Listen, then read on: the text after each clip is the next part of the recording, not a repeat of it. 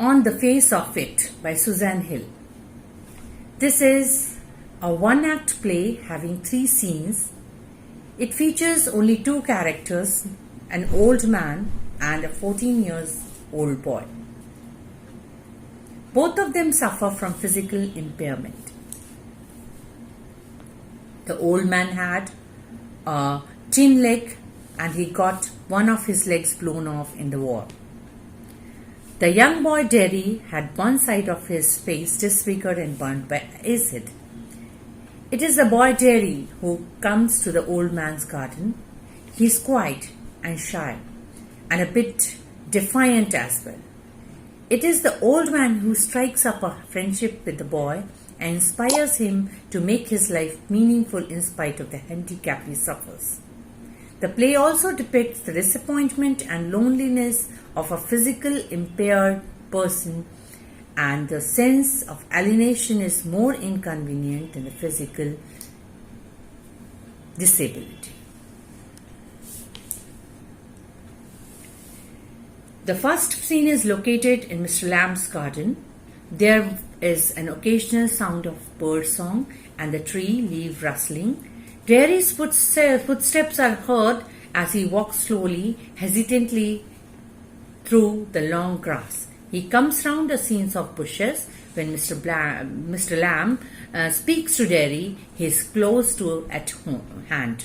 Naturally, Derry is startled. Mr. Lamb asks Derry to mind the apples. Derry inquires about the person. Mr. Lamb gives his name and again asks him to mind the apples. He adds that those are crab apples.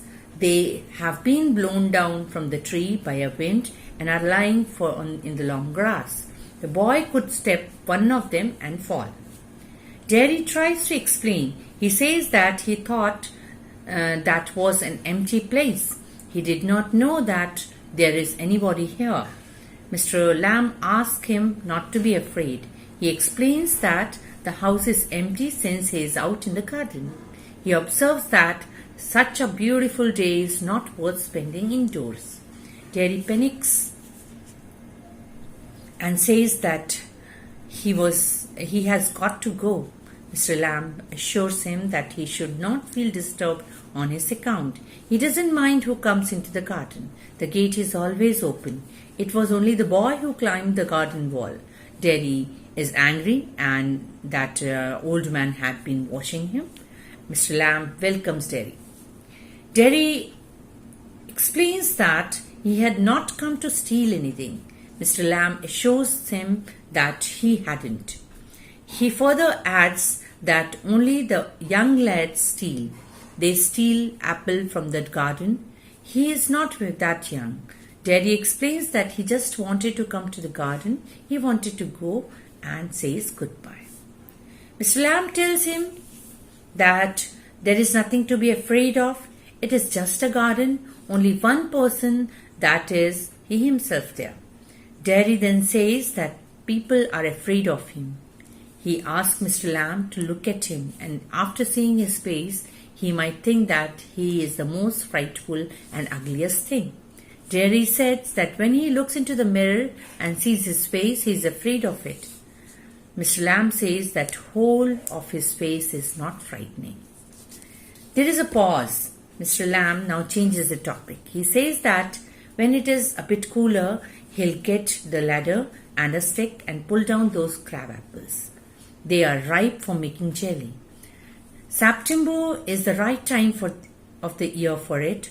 The apples look orange and golden. He tells Derry that he could help him. Derry asks him what he has changed the subject for. He says that old man does not ask him about he is afraid to do so. Derry says that he doesn't like being with the people. Mr. Lamb says, and he makes a guess. Perhaps the boys got burned in a fire. Derry says that he got acid all down that side of the face and it burnt it all away.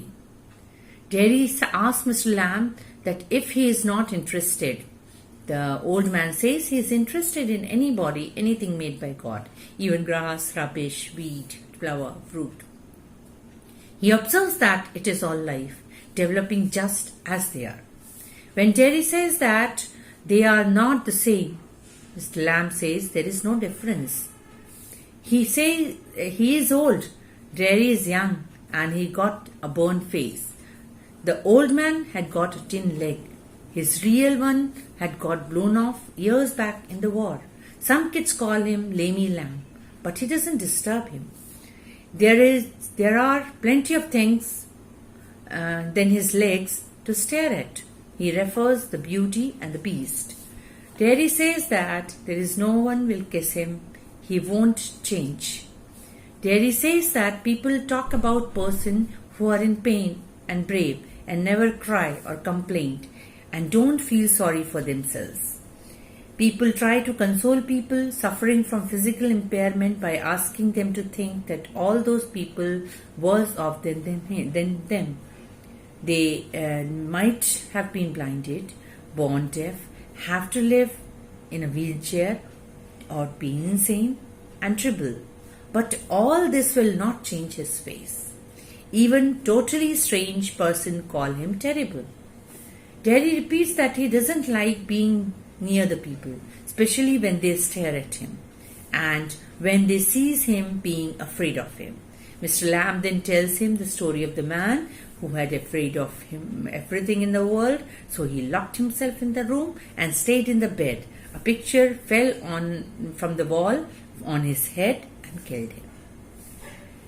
Terry says that old man said peculiar things. He asked him he does all day. What Lamb replies that he sits in the sun, he reads books. His house is full of books. His house has no curtains as he does not like shutting things out. He likes the light and the darkness. He hears the wind from the open window. Jerry too hears the sound of rain on the roof when it's raining. Mr. Lamb observes that if he hears things, he's not lost. Jerry says the people talk about him downstairs when he is not there.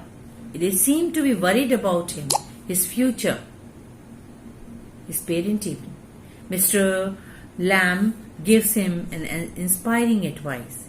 He will get on the way he wants, he like all the rest, as he has all the God-given organs. He could even get on better than all the rest, if he is determined to do so. Mr. Lamb tells Terry that he has hundreds of friends. Gate is always open. People come in. Kid come for apple, pear and toffee. He makes toffee with honey. Sometimes his friendship may be one-sided. Even if Terry might never see him again, Mr. Lamb would be still his friend. He tells Terry hating others is bad. It harms more than any bottle of acid. Everything is same, but everything is different. Terry's attitude shows a gradual change. He wants to come there again. He thinks that other friend of Mr. Lamb might go away if he came. Mr. Lamb assures that people are not afraid of him because he is not afraid of them.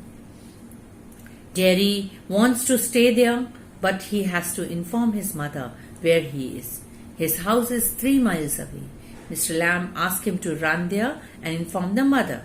Terry asks the old man about the person who comes there. He thinks that nobody ever comes here. The old man is there all by himself and miserable. No one would know if he were alive or dead. Nobody cared. Terry says that he will come back and then Terry runs off. In the second scene, we see Terry and his mother. He informs the mother about the lame old man. She tells him not to go there. Terry says that he wants to go there, sit and listen to the things and look. Nobody else has ever said the things the old man said. When his mother says that he is best off there, Terry says that he hates it there. He no longer cares about his face. It is not important. It's what he thinks, feels, sees, hears and finds out that is important. He is going there to help the old man with crab apples and to look at the things and listen.